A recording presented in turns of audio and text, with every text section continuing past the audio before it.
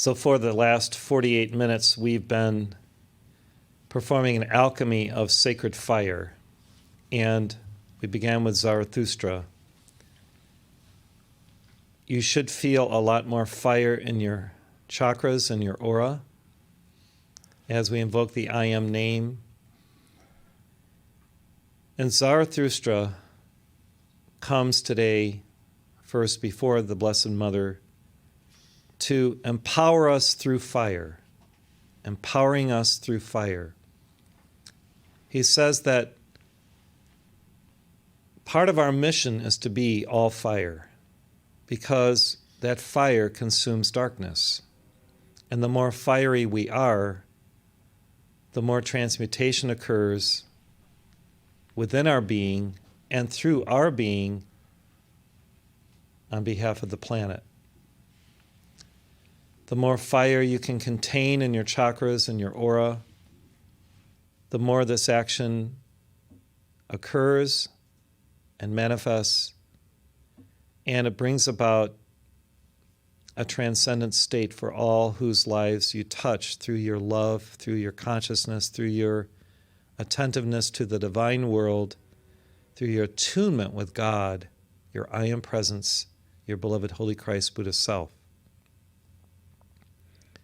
When we are on fire for God, and on fire with God, and on fire in God, nothing can stop us on our path of oneness to fulfill our mission, our vision, to become fully self-realized, to know who we are as a divine being.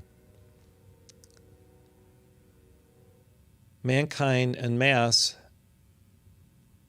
has lost this fire and this God desire to be godly, to be all light, to be like the Divine One.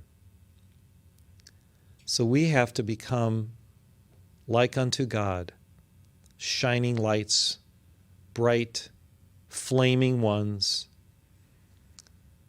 And when we are all aflame with the Holy Spirit and all aglow with that light, people will notice, they will be drawn to us through the magnet of our hearts, and we will be able to share with them the deeper mysteries, the higher truths, the more profound divine realities and revelations of this pivotal time in Earth's history, when there is a great catharsis going on, a great clearance happening, a great divine reset, where all that is no longer necessary of the Piscean era is transmuted, consumed by the sacred fire, and the way is made plain for the Aquarian walk with God, the Aquarian way of light and way of love.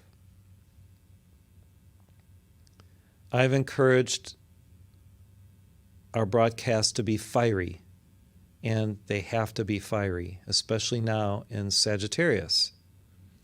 Sagittarius is a fire sign, along with Aries and Leo. So it's incumbent upon us to take our cue from the stars. The moon is in Virgo today, an apt time for Mother Mary to come. Yet the sun is in Sagittarius, this fiery sign of the archer within the physical quadrant of the earth, preparing for the great reset of the new year in Capricorn around December 21st. Now on the 14th of this month, there is a new moon and a total solar eclipse. So that's a week from yesterday. And our service this coming Monday from Mount Shasta can be one in which we invoke the light of the sun to counteract the eclipsing of the sun and the eclipsing of the I Am presence. Typically, total solar eclipses forebode something pretty intense.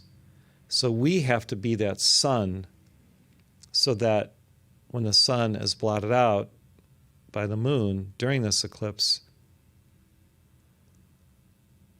we are not impacted in our higher reality and all mankind can still maintain sanity and harmony and unity. Part of my mission is to re-inspire you. Zarathustra does this, Jesus does this, the great masters do this. They re-inspire us to be who we truly are. And when we catch fire and we remain on fire, spiritually speaking, then our lives become wonderful and magnanimous and joyous and transcendent, because the fire itself continues to clean us up. Those little fiery flames are lapping within our aura and transmuting any darkness that may come our way. It can't live in the reality of this fire because the fire is so bright, the fire is so alive and so magnificent that the darkness just has to give itself to the light.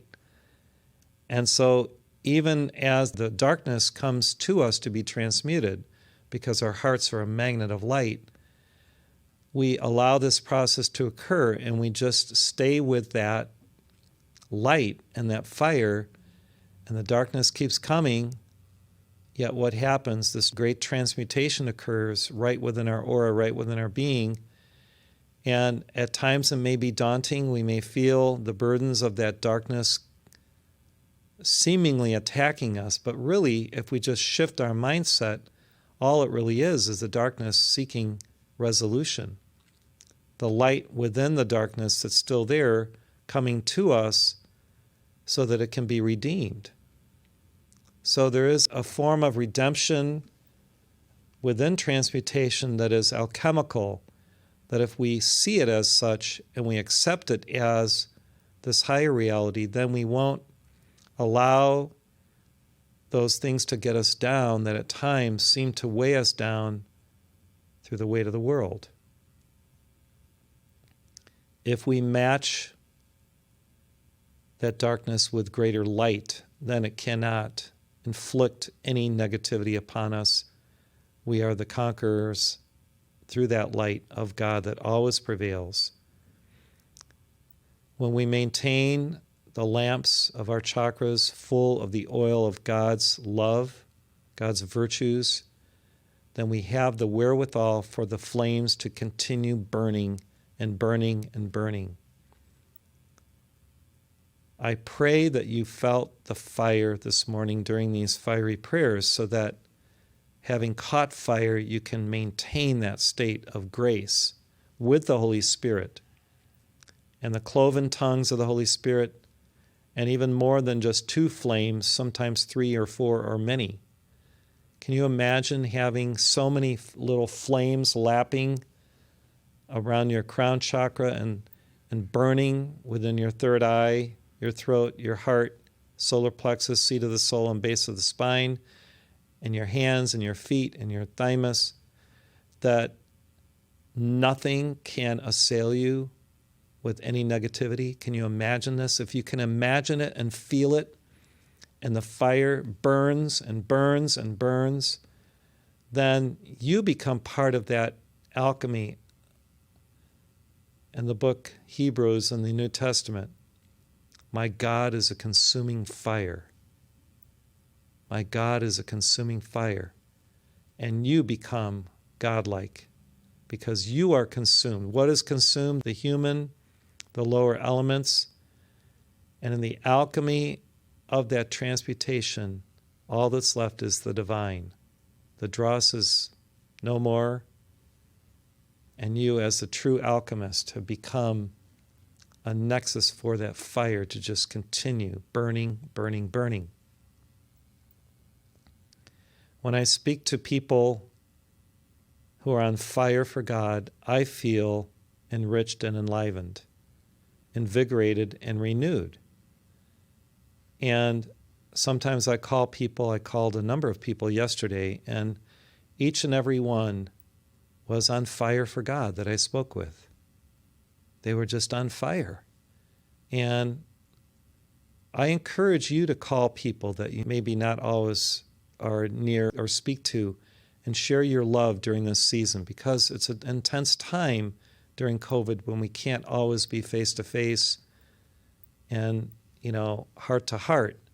So call people that you love, tell them you love them, impart these flames to them consciously through your voice, through your words, through just even a silent communication before you call them, and allow the Holy Spirit to give her gifts to them at the energy level that they can receive them, because the planet requires this. And we are the beneficiaries of this gift of givingness when we give, like at Thanksgiving and moving toward Christmas, when we are in the mode of giving especially. If we can give what we give with divine intention, love, sanctity, hallowedness, and the sense that we are all one, the magnificence of this transfer of light and fire will be such a great alchemical manifestation that I think we will be healed.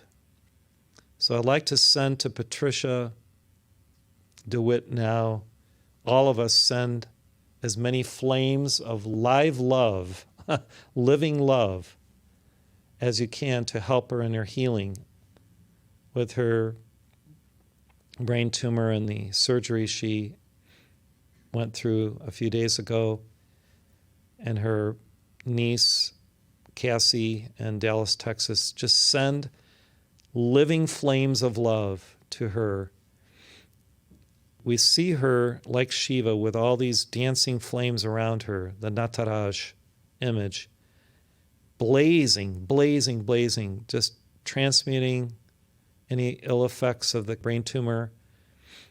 And we see her totally whole, able to speak normally again, full strength in her four lower bodies, according to God's holy will, of course.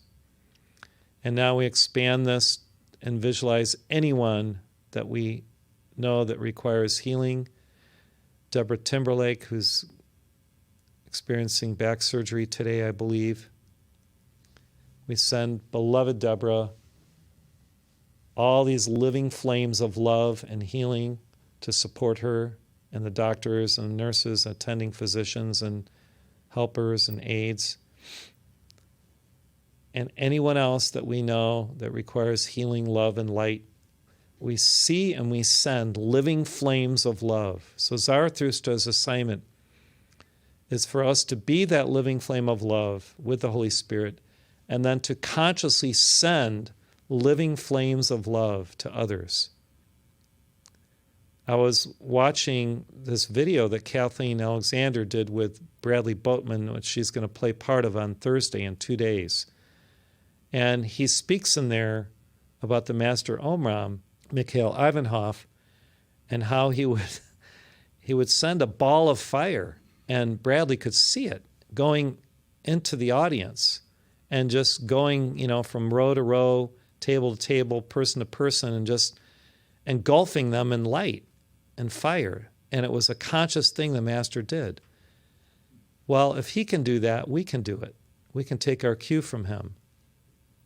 So remember, we used to hurl St. Germain's miracle pouch. Well, let's hurl living flames of love. And they can be spheres. They can be, within those spheres, there can be billions of tiny flames.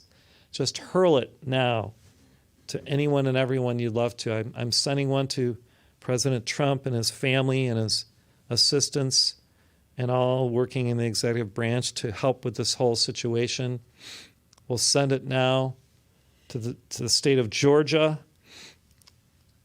for the election coming up on January, 5th or 6th? And the whole situation with the Dominion voting machines. We call for the clearing of all those machines and for them to be exposed and for the right software to eventually come forth that's non-tamperable, it's inviolate and perfect. We call for the living flames of love to go into all the people who are experiencing COVID, to help them,